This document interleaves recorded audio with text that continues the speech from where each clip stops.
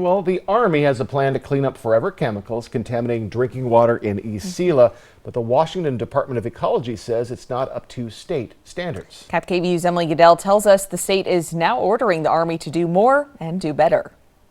When the Army discovered contamination in drinking water wells near the Yakima Training Center in Selah 3 years ago, they started a decades-long federal cleanup process called CERCLA. Greg Karen with the Washington Department of Ecology says the focus is on a group of chemicals called PFAS, which stands for per and polyfluoroalkyl substances. These are a set of contaminants or chemicals that we know are toxic at extremely low concentrations. Experts say it can cause issues with reproduction, child development, thyroid, and some cancers. We don't understand the extent of the health effects, and we also don't fully understand the extent of the contamination right now. Families with contaminated wells have to rely on bottled water, and the Army's only providing it for homes with PFAS over the federal limit, 70 parts per trillion. But the state's recommended limit is much more strict, as low as 10 to 15 parts per trillion. We believe the Army should also be adhering to those other state and federal rules in addition to CERCLA.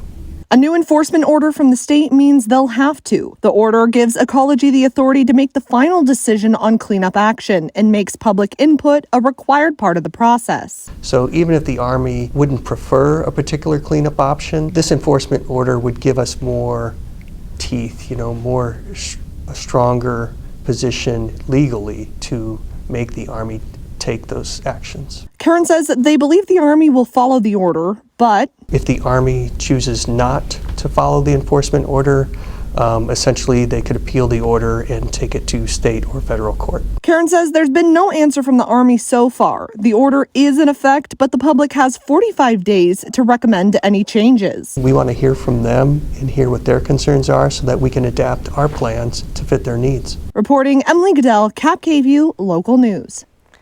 Public comment can be made online on the Ecology website.